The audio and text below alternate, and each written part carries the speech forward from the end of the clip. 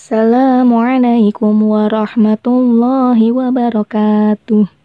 Hello student, good morning. How are you today? Bagaimana kabar kalian hari ini? Semoga semuanya dalam keadaan sehat ya. Amin ya robbal alamin. Baik anak-anakku semua, hari ini kita akan belajar kembali PAI atau Pendidikan Agama Islam. Masih di bab 2. Kalian buka halaman 22. Mengenal kitab-kitab Allah Subhanahu wa Ta'ala. Allah menurunkan wahyu kepada para rasul. Wahyu tersebut dikumpulkan dalam kitab suci. Akan tetapi, tidak semua rasul diberi wahyu kitab suci. Pengertian kitab Allah Subhanahu wa Ta'ala. Kitab berasal dari bahasa Arab kitabun, yang artinya buku. Kitab Allah adalah ajaran-ajaran yang bersumber dari Allah. Kitab ini diwahyukan melalui malaikat Jibril untuk disampaikan kepada para rasul. Kitab Allah ini berisi tentang petunjuk baik berupa kewajiban-kewajiban maupun larangan-larangan yang harus dipatuhi. Baik, nama-nama kitab Allah dan Rasul penerimanya. Kitab Allah yang diwahyukan kepada para Rasul ada 4, yaitu Kitab Taurat, Kitab Zabur, Kitab Injil, dan Al-Quran. Yang pertama, Kitab Taurat. Kitab Taurat diwahyukan kepada Nabi Musa alaihi salam. Kitab Taurat adalah wahyu Allah yang disampaikan kepada Nabi Musa alaihi salam. Beliau menerimanya ketika sedang bermunajat di Bukit Tursina, Gunung Sinai. Taurat dalam bahasa Ibrani artinya undang-undang, syariat, atau peraturan. Kitab Taurat ini menjadi pedoman bagi kaum Nabi Musa alaihi salam, yaitu bangsa Yahudi.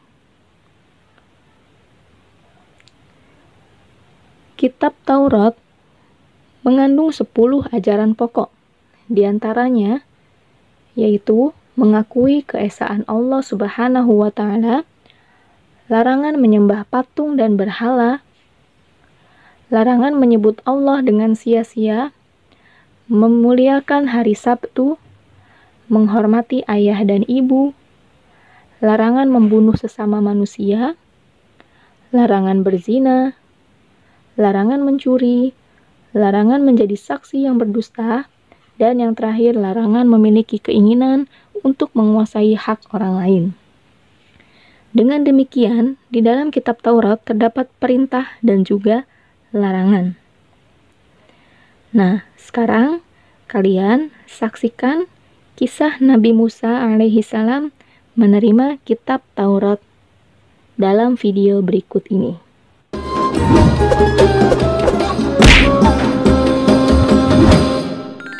Kisah Nabi Musa alaihi salam menerima kitab Taurat.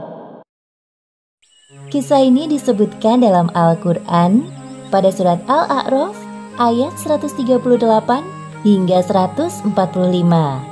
Diceritakan bahwa setelah Nabi Musa beserta Bani Israel selamat dari kejaran Fir'aun, mereka meninggalkan Mesir dan melanjutkan perjalanan menuju kota Palestina. Di tengah perjalanan, tibalah Nabi Musa dan Bani Israel di suatu pemukiman penduduk. Terlihat bahwa penduduk di daerah itu masih menyembah patung berhala. Melihat fenomena tersebut, Bani Israel mulai resah. Mereka pun mengungkapkan keresahannya kepada Nabi Musa. Wahai Musa, buatkanlah kami patung seperti orang-orang yang memuliakan Tuhannya itu. Apa yang kalian maksud dengan Tuhan? Itu adalah patung-patung berhala yang mereka sembah. Kalian ini seharusnya lebih baik dari mereka. Nabi Musa sangat kecewa dan sedih mendengar permintaan kaumnya itu. Padahal jelas-jelas Bani Israel baru saja diselamatkan Allah Subhanahu wa Ta'ala dari kejaran Fir'aun dan pasukannya. Wahai kaumku, bukankah Allah telah menyelamatkan kalian dari kekejaman Fir'aun? Sesungguhnya Allah sangat memuliakan golongan dari kalian. Seperti yang disebutkan dalam Al-Quran, surat Al-A'raf ayat 140. Dia, Musa berkata, "Pantaskah aku mencari Tuhan untukmu selain Allah, padahal dia telah melebihkan kamu atas segala umat pada masa itu." Mendengar apa yang disampaikan oleh Nabi Musa, barulah Bani Israel menyadari kekeliruannya. Pada malam harinya, Nabi Musa mendapatkan petunjuk melalui mimpi bahwa ia diutus Allah untuk pergi ke bukit Tur Sina. Sebagaimana yang disebutkan dalam Al-Quran, surat Al-A'raf ayat 142. Dan kami telah menjanjikan kepada Musa memberikan Taurat 30 malam. Dan kami sempurnakan jumlah malam itu dengan 10 malam lagi. Maka sempurnalah wahyu yang diberikan Tuhannya 40 malam. Keesokan harinya sebelum berangkat, Nabi Musa meminta kepada Nabi Harun untuk mengawasi kaumnya agar tidak menyimpang dari perintah Allah. Wahai saudaraku, Harun, gantikanlah aku dalam memimpin kaumku. Teruslah membimbing mereka dalam kebaikan, dan jangan engkau mengikuti ajakan mereka yang sesat. Insya Allah, wahai Musa, aku akan melaksanakan amanah darimu dengan segala kemampuanku. Nabi Musa juga berpamitan dengan kaumnya, Bani Israel. Wahai kaumku, aku diperintahkan oleh Allah untuk menerima wahyu yang kedua. Taatlah kalian dengan perintah dari saudaraku, Nabi Harun. Dialah pemimpin kalian selama aku pergi. Setelah berpamitan, Nabi Musa pergi ke Bukit Tur Sina, tempat pertama kali beliau menerima wahyu dari Allah. Ketika tiba waktu yang telah ditetapkan oleh Allah, sampailah Nabi Musa di Bukit Tur Sina. Pada tempat inilah terjadi pembicaraan antara Nabi Musa dengan Allah. Kemudian Nabi Musa memohon kepada Allah agar dapat melihat wujud Allah. Ya Tuhanku, tampakkanlah dirimu kepadaku, agar aku dapat melihat Engkau. Allah menjawab permintaan Nabi Musa, seperti yang disebutkan dalam Al-Quran, surat Al-A'raf ayat 143.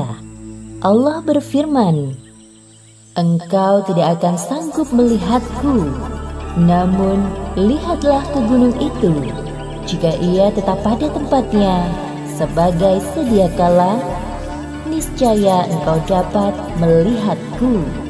Ketika Allah menampakkan keagungannya melalui gunung yang ada di depan Nabi Musa, gunung tersebut hancur. Seketika itu juga Nabi Musa kaget dan pingsan. Beberapa menit kemudian, Nabi Musa terbangun. Beliau pun menyadari bahwa tidak sepantasnya ia meminta hal tersebut kepada Allah. Subhanallah, Maha Suci Allah, aku bertobat kepadamu, dan aku adalah orang yang pertama-tama beriman. Kemudian Nabi Musa mendapatkan kitab Taurat yang berisi tentang ajaran atau perintah bagi kaumnya, yaitu Bani Israel. Nabi Musa adalah nabi sekaligus rasul yang dipilih oleh Allah untuk mengemban risalahnya dan dilebihkan kemampuannya dari manusia lain pada masa itu, seperti dapat berbicara langsung dengan Allah. Demikianlah akhir kisah Nabi Musa menerima kitab Taurat dari Allah. Hikmah yang dapat kita ambil dari kisah ini diantaranya, pertama, jangan lupa bersyukur kepada Allah, karena Allah telah begitu pemurah memberikan nikmatnya kepada kita secara cuma-cuma. Kedua, Allahu Akbar, Allah Maha Besar atas segala sesuatu. Tidak ada satupun makhluk yang sanggup melihat wujud Allah di dunia ini. Semoga kelak di akhirat kita termasuk orang-orang yang dapat bertemu langsung dengan Allah. Wallahu a'lam bishawab. Nah, itulah kisah Nabi Musa alaihi salam menerima kitab Taurat. Baik, sekarang kita lanjut pembahasan berikutnya, yaitu kitab Zabur. Kitab Zabur ini diwahyukan kepada Nabi Daud alaihi salam. Nama Zabur berasal dari bahasa Arab Zabur. Dalam bahasa Ibrani, Zabur dapat diartikan sebagai lagu, musik, atau pujian. Kitab Zabur ini menjadi pedoman bagi umat Nabi Daud alaihi salam, yaitu Bani Israel. Isi kitab Zabur antara lain yaitu doa dan zikir, nasihat, hikmah, dan pedoman berbuat kebajikan. Lalu yang berikutnya, ajaran kebenaran. Kitab Zabur tidak mengandung aturan hukum atau syariat. Oleh sebab itu, Nabi Daud alaihi salam tidak mempunyai syariat tersendiri. Nabi Daud alaihi salam dan umatnya mengikuti dan meneruskan syariat yang dibawa oleh Nabi Musa alaihi salam. Baik, itulah pembelajaran kita hari ini. Kesimpulan dari materi kita hari ini yaitu kitab Allah diwahyukan melalui malaikat Jibril dan disampaikan kepada para rasul. Kitab-kitab Allah ada 4, yaitu kitab Taurat, kitab Zabur, kitab Injil, dan kitab Al-Quran. Kitab Taurat diwahyukan kepada Nabi Musa alaihi salam dan menjadi pedoman bagi kaum Nabi Musa, yaitu bangsa Yahudi. Kitab Zabur diwahyukan kepada Nabi Daud alaihi salam dan menjadi pedoman bagi umat Nabi Daud, yaitu Bani Israel. Oke, selesai sudah pembelajaran kita hari ini. Tugas kalian hari ini yaitu tulislah hikmah yang bisa diambil dari kisah Nabi Musa alaihi salam yang terdapat dalam video tadi yang sudah kalian lihat. Oke, thank you. Terima kasih kalian sudah mengikuti pembelajaran hari ini dengan baik. Tetap semangat belajar dari rumah. Jangan lupa terus berdoa supaya pandemi ini segera berakhir dan kita bisa kembali bersekolah, bertatap muka di sekolah.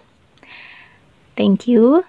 Wassalamualaikum warahmatullahi wabarakatuh.